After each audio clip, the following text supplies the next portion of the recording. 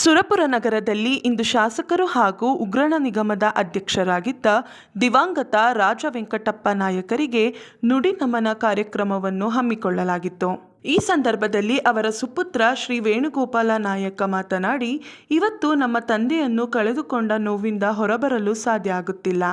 ನಿಮ್ಮೆಲ್ಲರ ಆಶೀರ್ವಾದ ಸದಾ ನನ್ನ ಮೇಲಿರಲಿ ಎಂದು ಹೇಳಿದರು. ಕಾರ್ಯಕ್ರಮದಲ್ಲಿ ಸಚಿವರಾದ ಶರಣಬಸಪ್ಪ ದರ್ಶನಾಪುರ, ಮರಿಗೌಡ ಹುಲ್ಕಲ್ ಹಾಗೂ ಕಾಂಗ್ರೆಸ್ ಕಾರ್ಯಕರ್ತರು, ಅಭಿಮಾನಿಗಳು, ವಿವಿಧ ಮಠಾಧೀಶರು ಭಾಗಿಯಾಗಿದ್ದರು. ಹಾಗೂ ಇಲ್ಲಿ ಕಲ್ತಂತ ಎಲ್ಲ ನಮ್ಮ ಪುರಸಭೆ ಸದಸ್ಯರೇ, ಮಾಜಿ ಅಧ್ಯಕ್ಷರೇ ಹಾಗೂ ಇಲ್ಲಿ ಕಲ್ತಂತ ಎಲ್ಲ ನಮ್ಮ ತಂದೆಯವರ ಅಭಿಮಾನಿಯವರೇ ಮತ್ತು ಪತ್ರಕರ್ತ ಮಿತ್ರರೇ,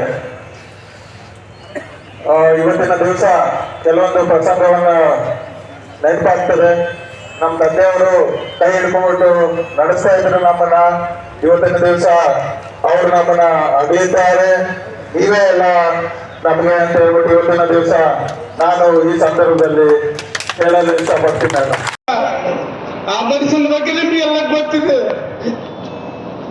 ನನಗೆ ಇಲ್ಲೇ 100 ಕೋಟಿ ಕೆಲಸ ಕೊಟ್ಟಿಲ್ಲ, ಯಾಕಾದ್ರಪ್ಪ ತರುವ ಆ ಮನುಷ್ಯನ ಗುಣ ನೋಡಿ ತ್ರಾಸ ಆಗ್ತದೆ. ಯಾಕಪ್ಪ ಅಂದ್ರೆ ಅಂತ ಮನುಷ್ಯ